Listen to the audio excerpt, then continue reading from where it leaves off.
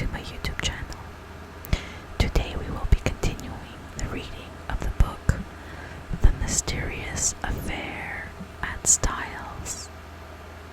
I'm just trying to cooperate with me. Okay, here we go. The Mysterious Affair at Styles by Agatha Christie. We are currently on chapter 3 of the book. I want to apologize for the background noise. That is my AC. I would turn it off, but it is extremely humid today, and it's going to kill me. So just bear with me, and I apologize again for the background noise. Let's begin. Chapter 3, The Night of the Tragedy. To make this part of my story clear, I append the following plan of the first floor of Styles. The servants' rooms are reached through the door B. They have no communication with the right wing, where the Inglethorpes' rooms were situated. It seemed to be the middle of the night when I was awakened by Lawrence Cavendish.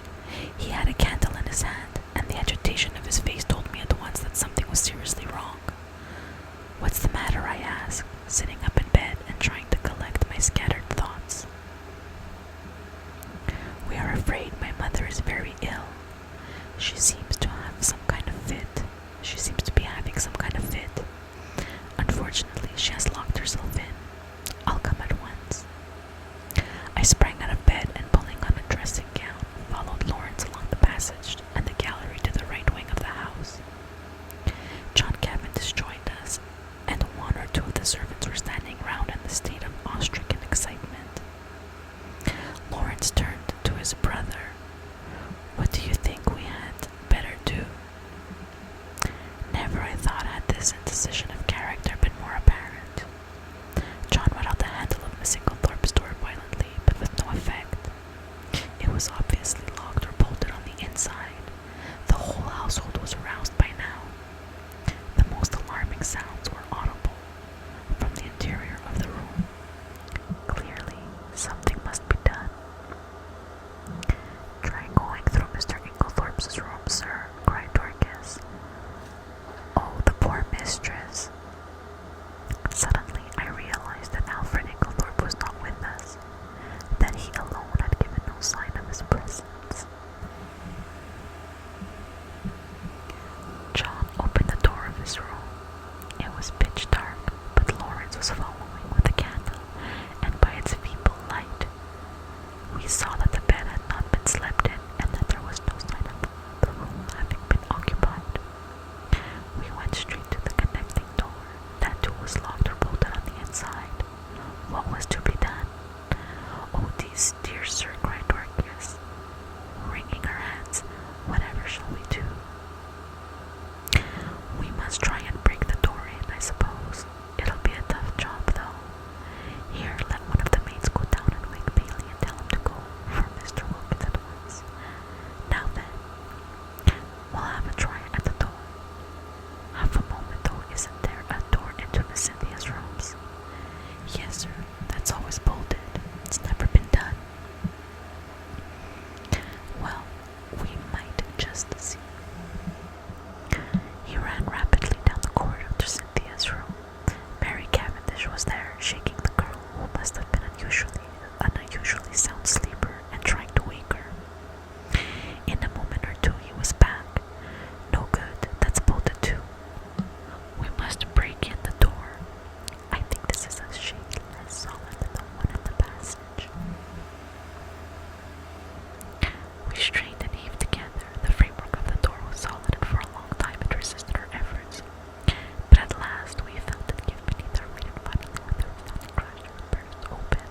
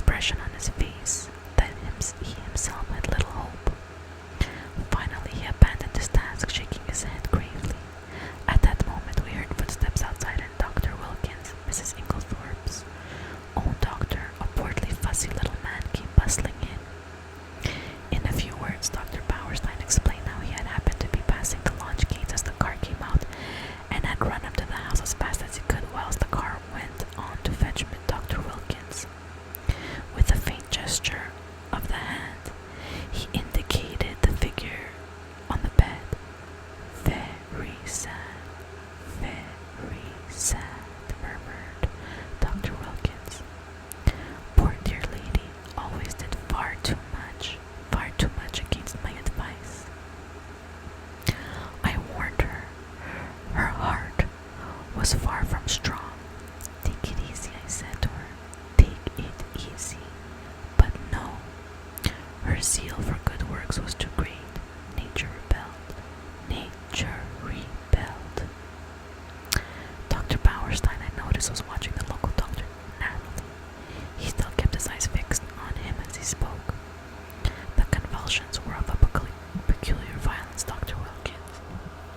I'm sorry you were not here at the time to witness them. They were quite titanic in character. Dr. Wilkins wisely.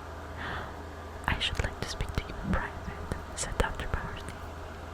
I turned to John. You do not object? Certainly not. We all trooped out into the corridor, leaving the two doctors alone, and I heard the key turn into the lock behind us. We went slowly down the stairs. I was violently excited.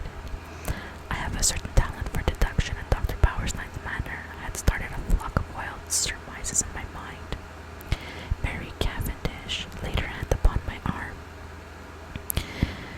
What is it? Why did Dr. Bauerstein seem so peculiar? I looked at her. Do you know what I think? What? Listen. I looked around. The others were out of earshot. I lowered my voice to a whisper. I believe she has been poisoned. I'm certain Dr. Bauerstein suspects it. What? She shrank against the wall, the pupils of her eyes dilating wildly. Then, with a sudden cry that startled me, she cried out, No, no, not that, not that, and breaking from me fled up the stairs. I followed her, afraid that she was going to faint. I found her leaning against the banisters, deadly pale. She waved me away impatiently. No, no, leave me. I'd rather be alone. Let me just be quiet for a minute or two. Go down to the others. I obeyed her reluctantly. John and Lawrence were in the dining room.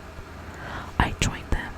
We were all silent, but I suppose I voiced the thoughts of us all when I at last broke it by saying, Where is Mr. Inglethorpe? John shook his head. He's not in the house. Our eyes met. Where was Alfred Inglethorpe? His absence was strange and inexplicable.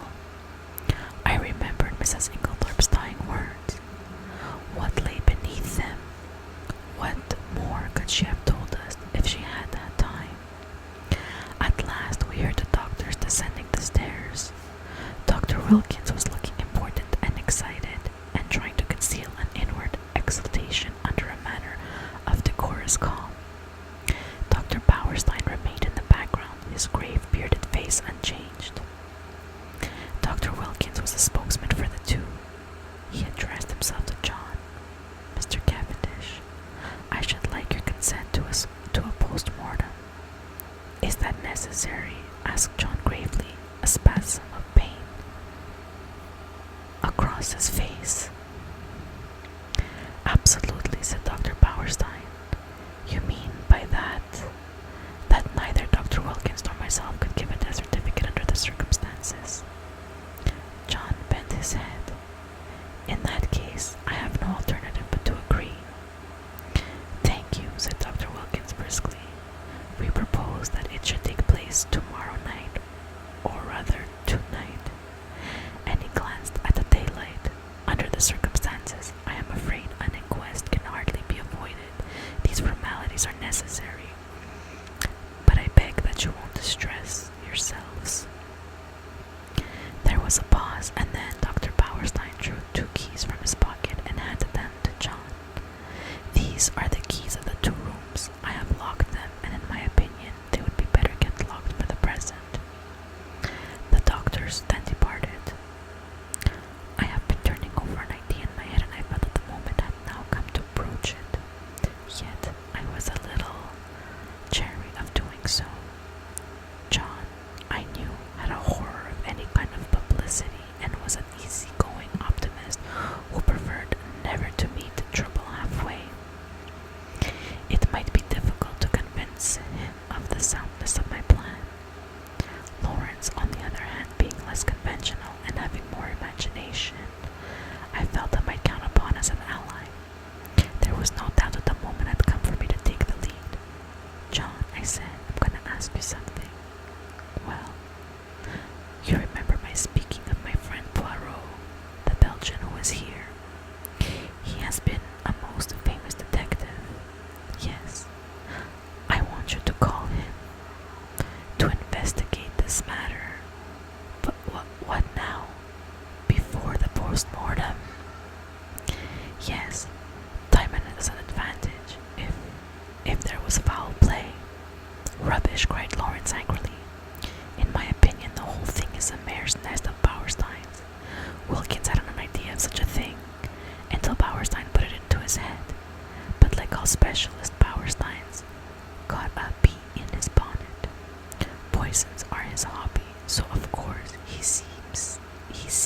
them everywhere. I confess that I was surprised by Lawrence's attitude. He was so sullen vehement about anything. John hesitated. I can't feel as you do, Lawrence, he said at last. I'm inclined to give Hastings a free hand, though I should prefer to wait a bit. We don't want any unnecessary scandal. No, no, I cried eagerly. You need have no fear of that. Poirot is discretion itself. Very well then, have it your own way. I leave it in your hands, though it is, as we suspect, it seems as clear enough case.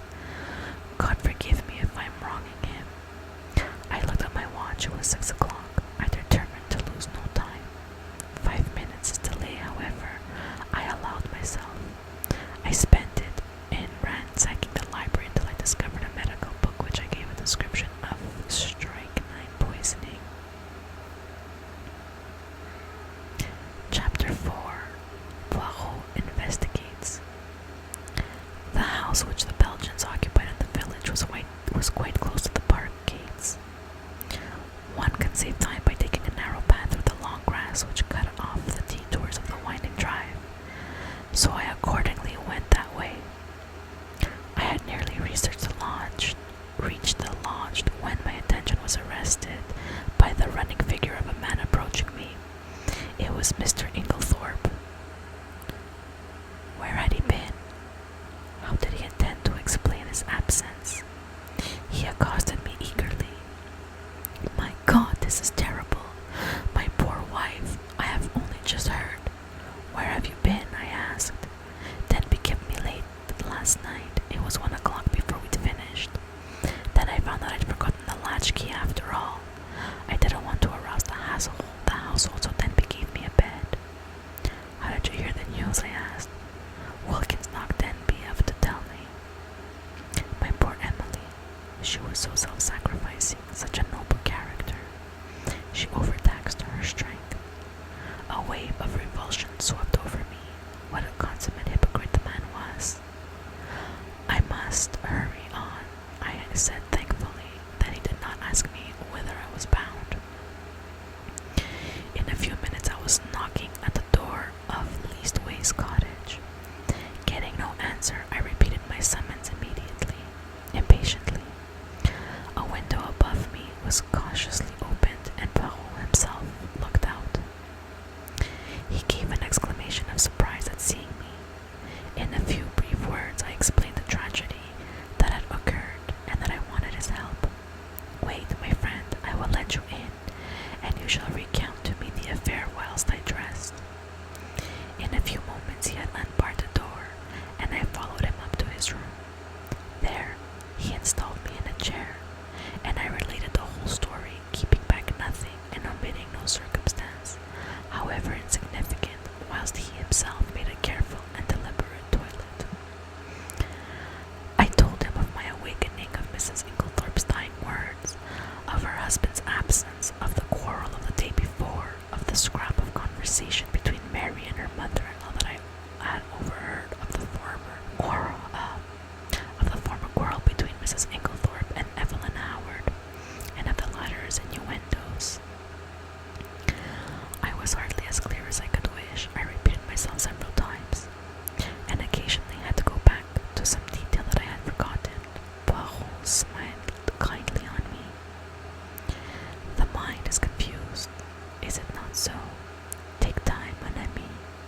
You are agitated, you are excited. It is but natural.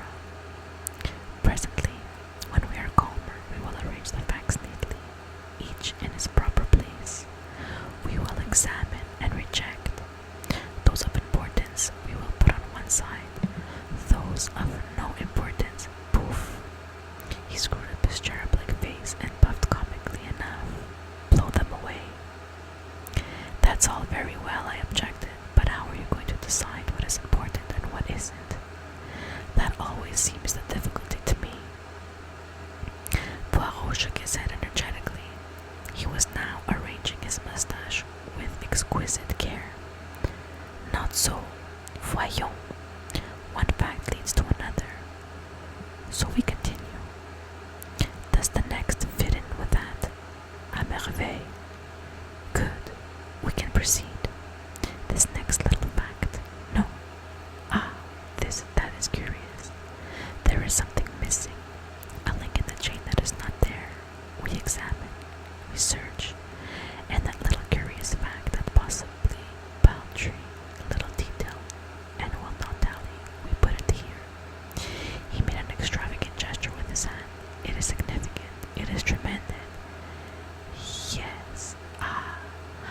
Poirot shook his forefinger so fiercely at me that I quailed before it. Beware!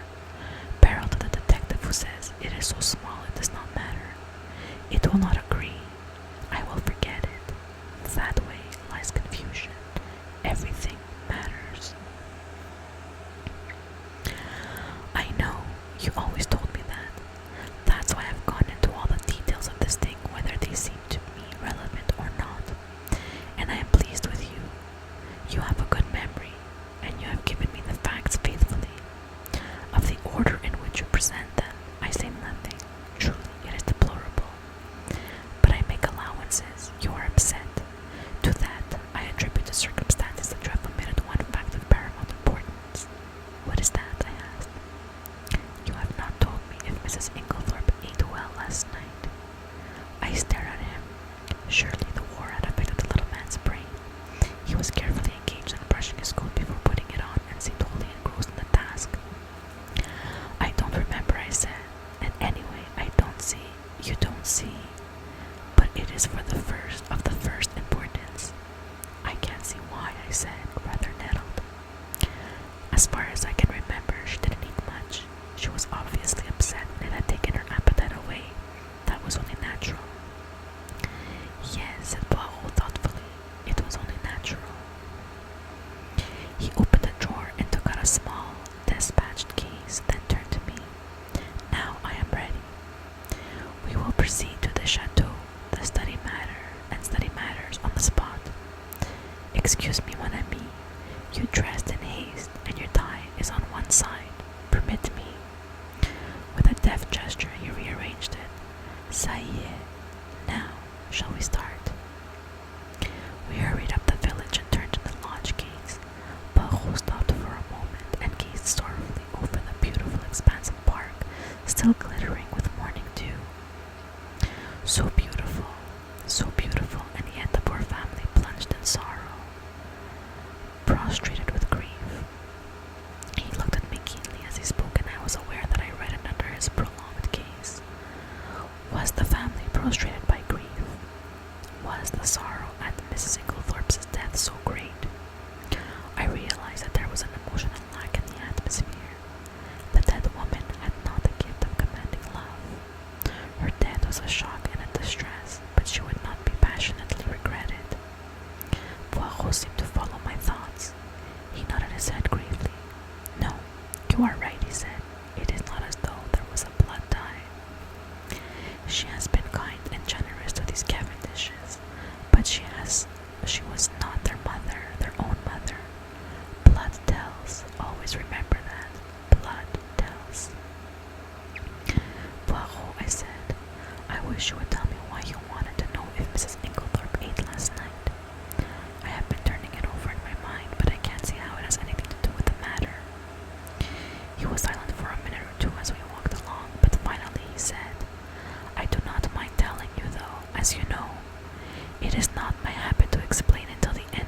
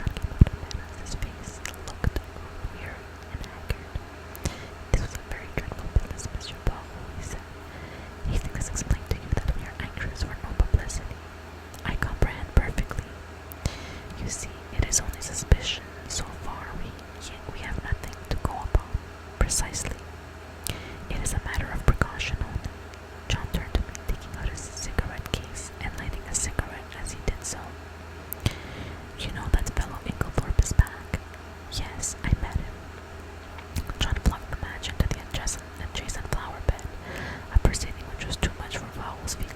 He retrieved it and buried it neatly. It's jolly difficult to know how to treat it. That difficulty will not exist long, pronounced Poirot quietly. John looked puzzled, not quite understanding the portent of his cryptic saying. He handed the 2 keys which Dr. Powersline had given to me. Show Monsieur Poirot everything he wants to see. The rooms are locked, asked Poirot. Dr. Powerstein considered it advisable. Poirot nodded thoughtfully. Then he is very sure. Well, that simplifies matters for us. We went up together to the room of the tragedy. For convenience, I append the plan of the room and the principal articles of the furniture in it. Here's a little diagram of the room. There's a dressing table, fireplace, bed. I can't really see drawers.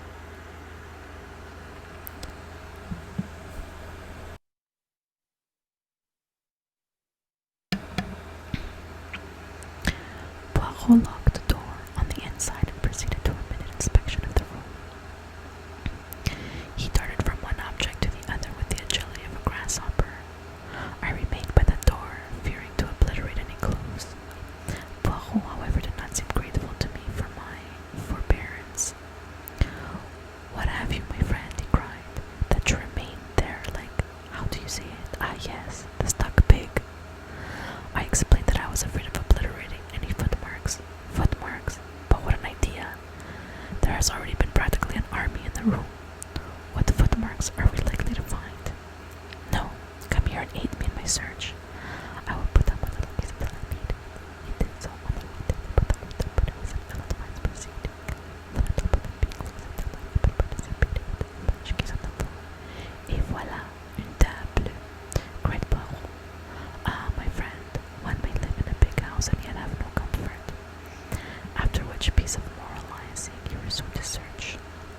A small purple dispatch case with a key in the lock on the writing table engaged his attention for some time. He took out the key from the lock and passed it to me to inspect. I saw nothing peculiar, however.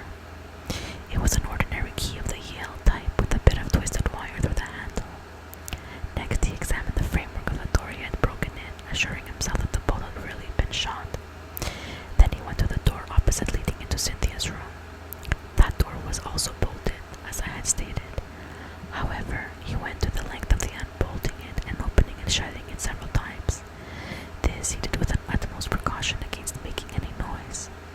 Suddenly, something in the bolt itself seemed to rivet his attention. He examined it carefully and then nimbly whipping out a pair of small forceps from his case, he drew out some minute particle which he carefully sealed up in the tiny envelope. On the chest of drawers there was a tray with a spirit lamp and small saucepan on it. A small quantity of a dark fluid remained in the saucepan, and an empty cup and saucer that had been drunk out stood near it. I wondered how I could have been so unobservant as to overlook this. Here was a clue worth having. Poirot delicately dipped his finger into the liquid and tasted it gingerly. He made a grimace. Cocoa with, I think, rum in it. He passed on to the debris on the floor where the table by the bed had been overturned. A reading lamp, some books, matches, a bunch of keys, and the crushed fragments of a coffee cup lay scattered about. Ah, this is curious, Poirot. I must confess, I see nothing particularly curious about it. You do not. Observe the lamp. The chimney is broken into pieces. They lie there as they fell. But see, the coffee cup is absolutely smashed to powder.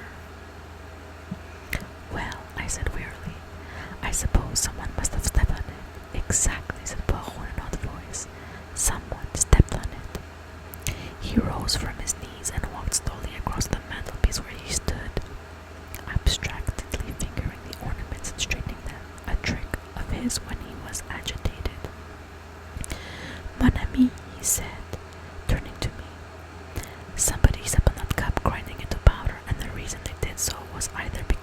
contained strychnine, or which is far more serious because it did not contain strychnine. I made no reply.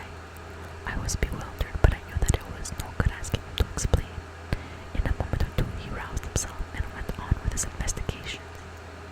He picked up the bunch of keys from the floor and twirling them around on his fingers, finally selected one, very bright and shiny, which he tried in the lock of the purple dispatch case. It fitted, and he opened the box, but for a moment's hesitation, closed and relocked it, and slipped the bunch of keys, as well as the key that had originally stood in the lock, into his own pocket. I have no authority to go through these papers, but it should be done at once.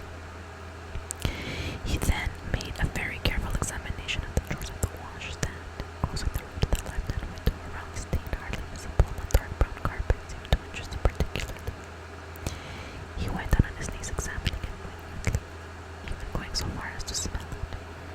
Finally, he poured a few drops of the cocoa into a test tube, sealing it up carefully. His next proceeding was to take out a little notebook. "We have found, in this room," he said, writing busily, 6 points of interest. "Shall I enumerate them, or will you?" "Oh, you," I replied hastily. "Very well then. 1. A coffee cup that has been ground into powder. 2. A dispatch case with the key in the lock. 3. A stain on the floor. That may have been done some time ago," I interrupted. "No, for it is still perceptibly damp and smells of coffee. 4. A fragment of some dark green fabric, only a thread or two but recognizable." "Ah," I cried, "that was what you sealed up in the envelope." "Yes, it might turn out to be a piece of one of Miss Inglethorpe's own dresses, and quite unimportant. We shall see. 5. This." With a dramatic gesture, he pointed to a large splash of candle grease on the floor by the writing table. "It must have been done since yesterday, otherwise a good housemaid would have at once removed it with blotting paper and a hot iron. One of my best hats once, but that is not the point. It was very likely done last night. We were very agitated, or perhaps Mrs. Inglethorpe herself dropped her candle. You brought only one candle into the room." "Yes, Lawrence Cavendish was carrying it, but he was very upset. He seemed to see something over here." I indicated the mantelpiece that absolutely paralyzed him. "That is interesting," said Poirot quickly. "Yes, it is suggestive, his eyes sweeping the whole length of the wall. But it was not his candle that made his great patch, for you perceive that this is white grease, whereas Monsieur Lawrence's candle, which is still on the dressing table, is pink. On the other hand, Mrs. Inglethorpe had no candlestick in the room, only a reading lamp." "Then," I said, "what do you deduce?" To which my friend only made a rather irritating reply, urging me to use my own natural faculties. "And the 6th point?" I asked. I suppose it is the sample of cocoa." "No," said Poirot thoughtfully. "I might have included that in the 6th, but I did not. No, the 6th point I will keep to myself for the present." He looked quickly around the room. "There is nothing more to be done here, I think, unless—" He stared earnestly and long at the dead ashes in the grate. "The fire burns and it destroys. But by chance there might be. Let us see." Deftly, on hands and knees, he began to sort the ashes from the grate into the fender, handling them with the greatest caution. Suddenly he gave a faint exclamation. "The forceps, Hastings." I quickly handed them to him, and with skill he extracted a small piece of charred paper. "There, mon ami," he cried. "What do you think of that?" I scrutinized the fragment. This is an exact reproduction of it. I was puzzled. It was unusually thick, quite unlike ordinary note paper. Suddenly, an idea struck me. "Poirot," I cried, "this is a fragment of a will." "Exactly." I looked up at him sharply. "You are not surprised?" "No," he said gravely. "I expected it." I relinquished the piece of paper and watched him put it away in his case. With the same methodical care that he bestowed on everything, my brain was in a whirl. What was this complication of a will?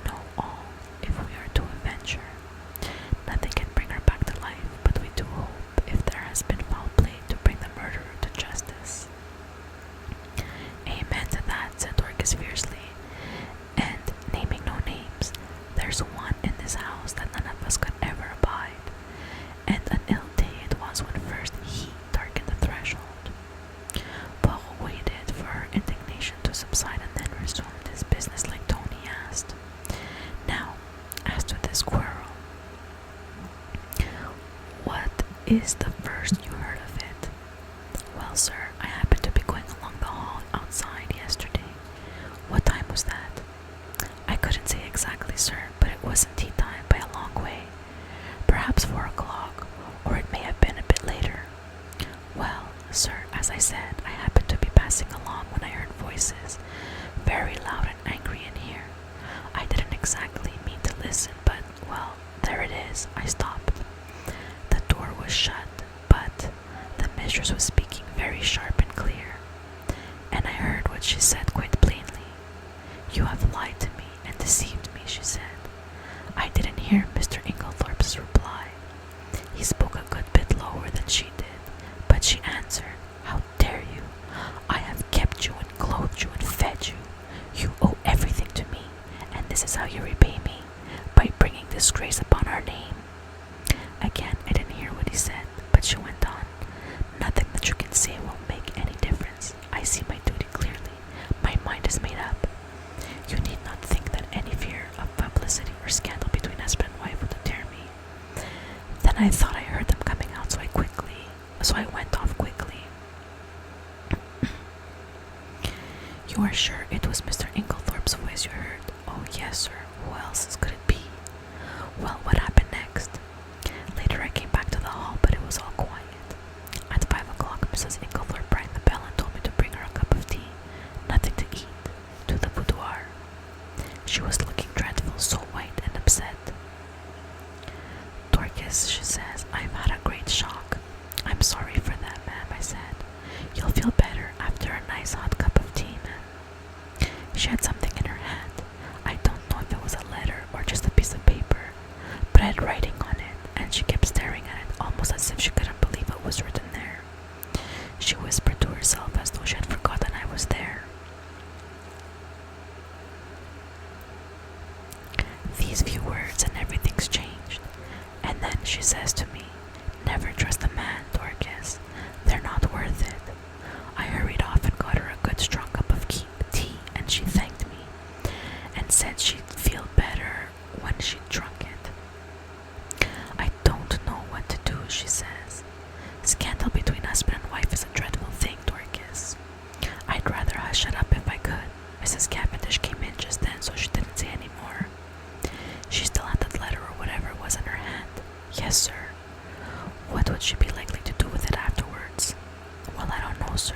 I expect she would lock it up in that purple case of hers. Is that where she usually kept her important papers? Yes, sir. She brought it down with her every morning and took it up every night. When did she lose the key of it? She missed it yesterday at lunchtime, sir, and told me to look carefully for it. She was very much put out about it. But she had a duplicate key. Oh, yes, sir. Dorcas was looking very curiously at him, and to tell the truth, so was I. What was all this about a lost key? Poirot smiled. Never mind, Dorcas. It is my business to know things. Is this the key that was lost? He drew from his pocket the key and found in the lock of the dispatch case upstairs. Dorcas's eyes looked as though they would pop out of her head. That's it, sir. Right enough. But where did you find it? I looked everywhere for it. Ah, but you see, it was not at the same place yesterday as it was today. Now to pass to another subject. Had your mistress a dark green dress in her wardrobe? Dorcas was rather startled by the unexpected question. No, sir. Are you quite sure? Oh, yes, sir. Has anyone else in the house got a green dress? Dorcas reflected. Miss Cynthia has a green evening dress. Light or dark green? A light green, sir. A sort of chiffon, they call it. Ah, that is not what I want. And nobody else has anything green? No, sir, not that I know of. Poirot's face did not betray a trace of whether he was disappointed or otherwise. He merely remarked, Good. We will leave that and pass on. Have you any reason to believe that your mistress was likely to take a sleeping powder last night? Not last night, sir. I know she didn't. Why do you know so positively? Because the box was empty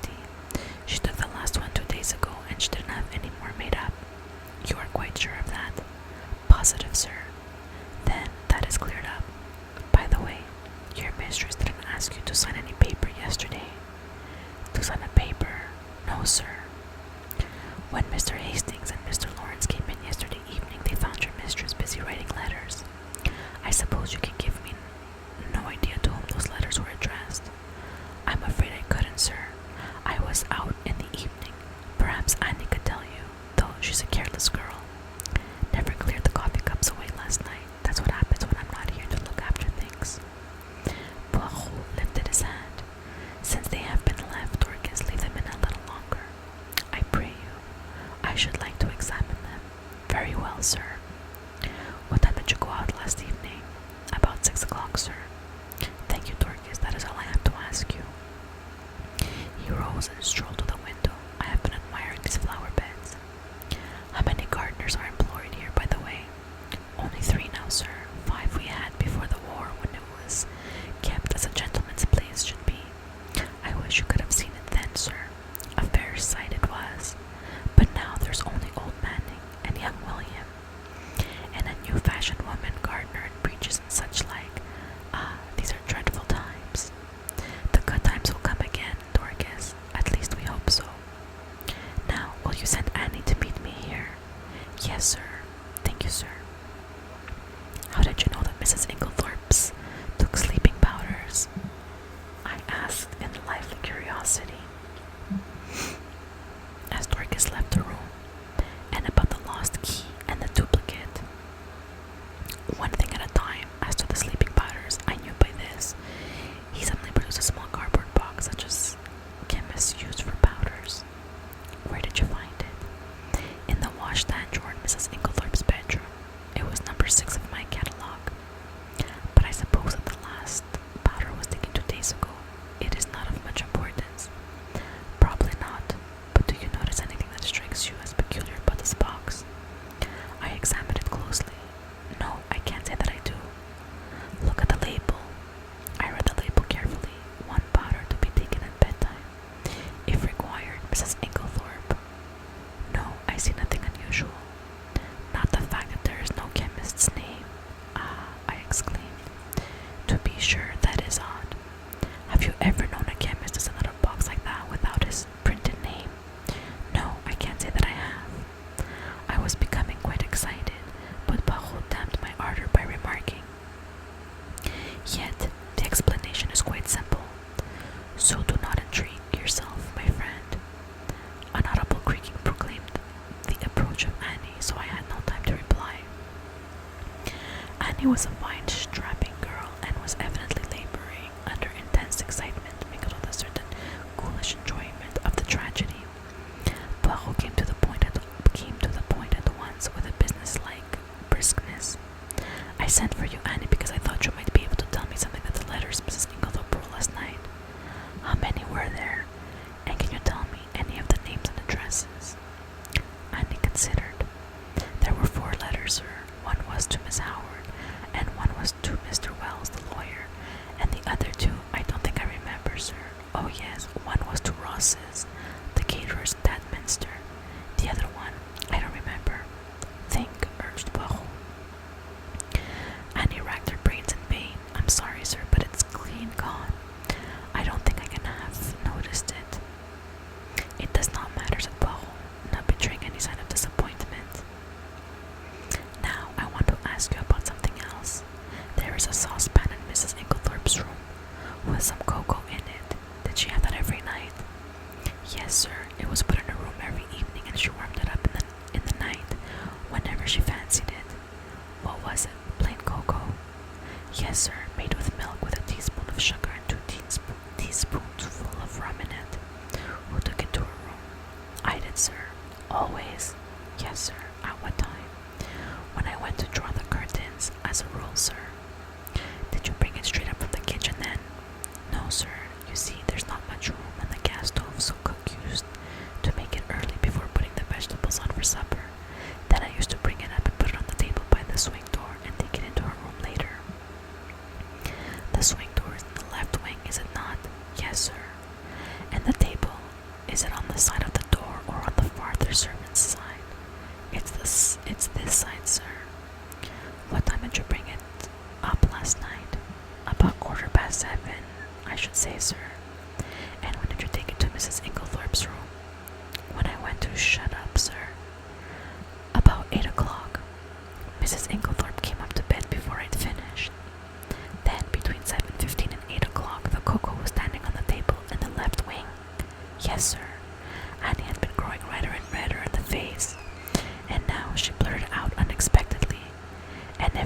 was salt in it, sir. It wasn't me. I never took the salt near it. What makes you think there was salt in it? Asked Poirot. Seeing it on the tray, sir. You saw some salt on the tray? Yes, coarse kitchen salt, it looked. I never noticed it when I took the tray up, but when I came to take it into the mistress's room, I saw it at once, and I suppose I ought to have taken it down again. I asked cook to make some fresh, but I was in a hurry because Dorcas was out, and I thought maybe the cocoa itself was all right, and the salt had only gone on the tray. So I dusted it off with my apron and took it in. I had the utmost difficulty in controlling my excitement. Unknown to herself, Annie had provided us with an important piece of evidence. How she would have gaped if she had realized that her coarse kitchen salt was strychnine, one of the most deadly poisons known to mankind. I marveled at Poirot's calm. His self-control was astonishing. I awaited his next question with impatience, but it disappointed me. When you went into Mrs. Inglethorpe's room, was the door leading into Miss Cynthia's room bolted? Oh, yes, sir, it always was. It had never been opened. And the door into Mr. Inglethorpe's room, did you notice if it was bolted too? Annie hesitated. I couldn't rightly say, sir, it was shut, but I couldn't say whether it was bolted or not. When you finally left the room, did Mrs. Inglethorpe bolt the door after you? No, sir, not then, but I expect she did later. She usually did lock it at night, the door into the passage, that is. Did you notice any candle grease on the floor when you did the room yesterday? Candle grease? Oh, no, sir. Mrs. Inglethorpe didn't have a candle, only a reading lamp. Then, if there had been a large patch of candle grease on the floor, you think you would have been sure to have seen it? Yes, sir, I would have taken it out with a piece of blotting paper and a hot iron. Then Poirot repeated the question he had put out to Dorcas. Did your mistress ever have a green dress? No, sir, nor a mantle, nor a cape, nor how do you call it, a sports coat. Not green, sir, nor anyone else in the house. Annie reflected. No, sir. You are sure of that? Quite sure. Bien. That is all I want to know. Thank you very much. With a nervous giggle, Annie took herself creaking out of the room. My pent-up excitement burst forth. Poirot, I cried, I congratulate you. This is a great discovery. What is a great discovery? Why, that it was the cocoa and not the coffee that was poisoned. That explains everything. Of course, it did not affect until the early morning, since the cocoa was only drunk in the middle of the night. So you think that the cocoa mark, well, when I say Hastings, the cocoa contains strychnine. Of course, that salt on the tray, what else could it have been? It might have been salt, replied Poirot placidly. I shrugged my shoulders. If it was going to take the matter that way, it was no good arguing with him. The idea crossed my mind, not for the first time, that poor old Poirot was growing old. Privately, I thought it was lucky that he had associated with him someone of more importance. Sorry about that. Or was I someone of more receptive type of mind? Poirot was surveying me with quietly twinkling eyes. You are not pleased with me, mon ami. My dear Poirot, I said coldly, it is not for me to dictate to you. You have a right to your own opinion, just as I have to mine. Ah, most admirable sentiment, remarked Poirot, rising briskly to his feet. Now I have finished with this room. By the way, whose is the smaller desk in the corner? Mrs. Inglethorpe's. Ah, he tried to roll top tentatively, locked, but perhaps one of Mrs. Inglethorpe's keys would open it. He tried several, twisting and turning them with a practiced hand, and finally, uttering an ejaculation of satisfaction, voila! It is not the key, but it will open it in a pinch. He slid back the roll top and ran a rapid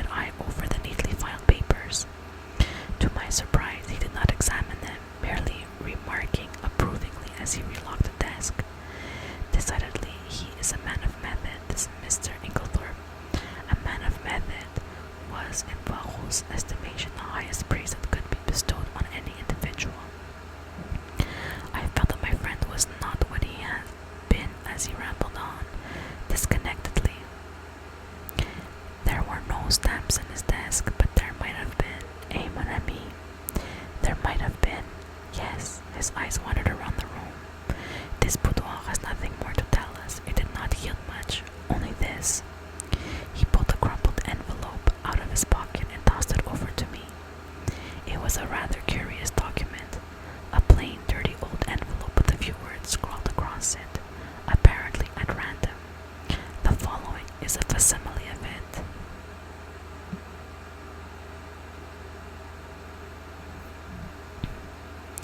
And this is where we will stop for today. Please comment if you would like to see any other videos from me. I will continue to read every chapter of this book until we complete it. Again, I am new to ASMR, so I haven't done any other videos except reading. So if there is something else you'd like me to try, please send me a comment and I will definitely consider it. Thank you all for listening again tonight. I hope that I was able to relax you all